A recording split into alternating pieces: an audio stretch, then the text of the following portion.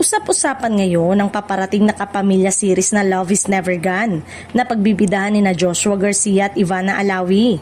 Mula pa lamang sa anunsyo, mataas na agad ang inaasahan ng fans dahil sa lakas ng kanilang tambalan at sa posibilidad na maghatid sila ng kakaibang chemistry sa isang kwentong puno ng pag-ibig at pagsubok. Mas lalong tumitindi ang excitement dahil sa hanay ng mga veteranong artista kasama sa proyekto. Nangunguna rito si Dina Bonnevie na kilala sa kanyang husay sa drama at mga iconic role sa pelikula at telebisyon. Makakasama rin niya si Epi Quezon, isang multi-awarded actor na kayang gampanan ng iba't ibang uri ng karakter, at Michael De Mesa na matagal nang hinahangaan sa kanyang matinding acting prowess lalo na sa mga kontrabida at dramatic role. Hindi rin pahuhuli ang mga mid-generation at young star na patuloy na pinatutunayan ng kanilang galing sa industriya. Kabilang dito sina Jameson Blakes na unang nakilala sa reality TV at ngayon ay isa ng respetadong aktor.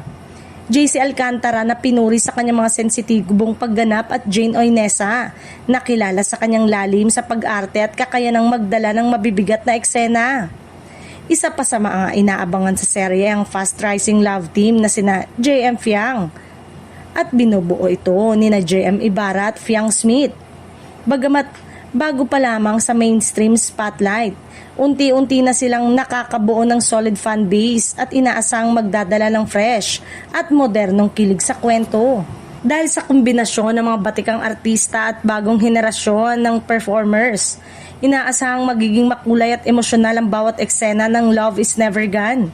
Ang presensya ng mga bigating pangalan ay nagbibigay ng kumpiyansa sa mga manonood na dekalidad na acting. Matinding kwento ang kanilang mapapanood. Mapapanood ang inaabangang serye simula May 8 sa Prime Video. Sa lakas ng cast at sa dami ng aabangang karakter, tila isa ito sa mga proyektong posibleng pag-usapan at tututukan ng publiko ngayong taon.